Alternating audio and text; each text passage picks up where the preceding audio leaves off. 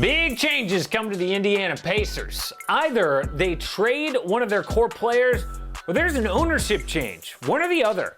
This video will explain how the Pacers got in this situation and how the hell they can get out. Let's get right to it. I am Casey Kiernan, aka not Kristaps Porzingis. Shout out to Lance for that nickname.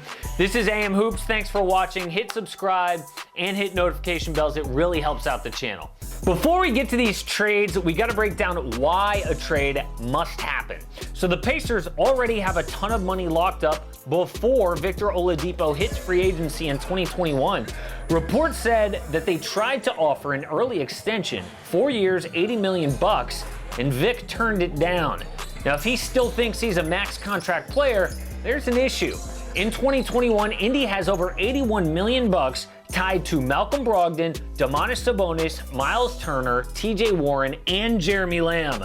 The Pacers would be near the luxury tax with a max salary Oladipo, plus role players to fill out their bench. Is the Pacers owner Herb Simon ready to pay up for a core that's not a championship contender? I can already answer that. No, the Pacers have traditionally been a cheap team.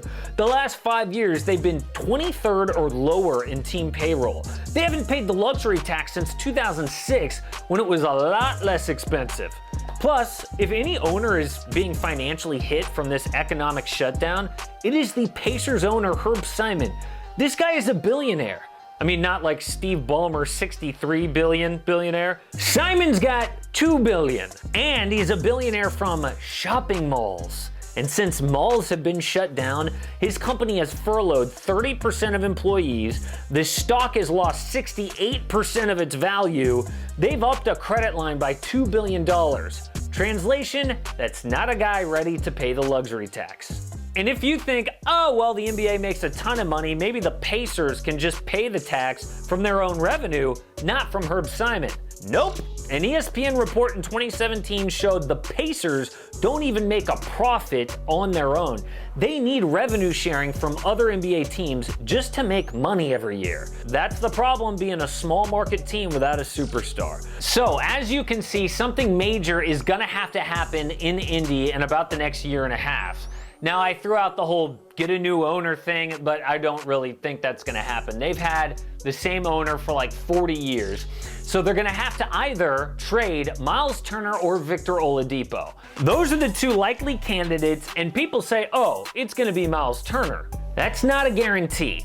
Teams explored trades for Myles Turner before the season, and the Pacers shut him down, knowing this issue could be on the horizon. Why didn't they pull the trigger back then? Also, the team could be unsure of Victor Oladipo's health.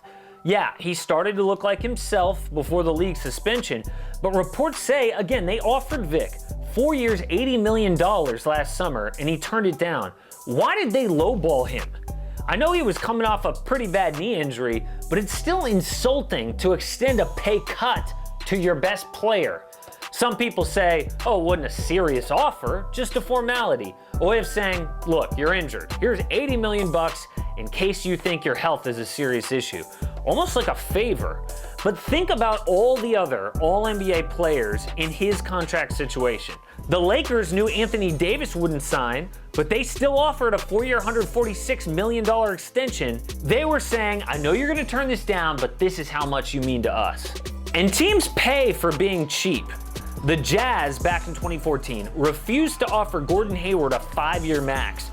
So the Hornets almost stole him away, but Utah matched their 3+1 deal.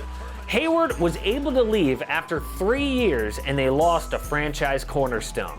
That's kind of like what could happen here. A bad team with cap space and very few building block players could throw max money at a star like Victor Oladipo. So why did the Pacers lowball him? Well, maybe they really don't have faith that he can return to that All-NBA type player. And if that's the case, then maybe they do want to trade Victor Oladipo to avoid having to maybe pay him that max contract in the future. Why not get something of value for him now? SNY's Ian Begley even reported recently other teams are keeping a close eye on Oladipo's situation with the Pacers. So we'll get to the Myles Turner option, but first, trades for Oladipo. And when considering these trades, know this. If your team wants Oladipo, you gotta give up valuable assets. I can see the comments now. Oh, I don't want to give up this talented young player or this first-round pick. That is the cost of doing business for a guy with the ceiling of Oladipo. So with that in mind, the Knicks get Victor Oladipo, the Pacers get Bobby Portis, RJ Barrett, and a 2021 first-round pick. This is a haul for the Pacers, and the Knicks benefit too. First off, the Pacers get RJ Barrett, who's a replacement for Oladipo at the shooting guard spot. Barrett, listed as a forward, played 72% of his minutes at the 2 this season, so he's versatile. Barrett also cost-controlled, exactly what the Pacers need. Indy wanted the Knicks' 2020 first-round pick in this trade, but New York did not give it up. That pick will be high in the lottery this coming draft. They were willing to give up the 2021 pick, though, hoping it'll be less valuable. Yes, Knicks fans are sad to part ways with RJ Barrett, but it was either him or Mitchell Robinson. And in keeping Robinson, they get a big small tandem of him and Victor Oladipo for years to come. Vic gives them a primary scorer who can also facilitate and make his teammates better. At 100%, he can go toe-to-toe with the best scorers in the league. And the Knicks need stars to attract stars. And if all they have to pay for that first star is RJ Barrett and a future first, they should pounce. Of course, Victor Oladipo for all these trades comes with a health question mark, but the Knicks need to roll the dice at some point to get that first star. The Utah Jazz get Victor Oladipo and a 2022 first-round pick. The Pacers get Donovan Mitchell, Joe Ingles, and Emmanuel Mudiay. If Donovan Mitchell really hates Rudy Gobert and he wants out, a swap with another shooting guard, Victor Oladipo, could be a good option. This deal also comes with a first-round pick in 2022 from Indy because Oladipo's 5 years older than Donovan Mitchell, and the health concerns are there. Again though, Vic looked good in the final weeks before the NBA season was suspended. If he returns to All-NBA, then Utah is getting similar production and solving those chemistry issues at the same time. Yeah, it would shorten their championship window, but keeping Rudy Gobert over Donovan Mitchell could be a good play. What Gobert brings to the table is a lot tougher to replace, whether you like it or not. For the Pacers, Donovan Mitchell is making about $5 million a year the next 2 years with a $7 million qualifying offer in 3 seasons. That means they don't have to spend big money on him for an extra year. They could find a trade partner for Myles Turner by then. Having Donovan Mitchell on your team is a no-brainer if you're Indy. A first-time All-Star, not even in his prime, 24 years old, he fits the timeline of their young core. So those are 2 exciting trade ideas for Victor Oladipo, but it could be Myles Turner instead. Now, this was always a possibility when the Pacers signed Domantas Sabonis to that 4-year, $77 million rookie extension. They tried both of them on the court at the same time, but it didn't really work. In over 1,000 minutes on the court, those 2 had an awful 2.1 net rating.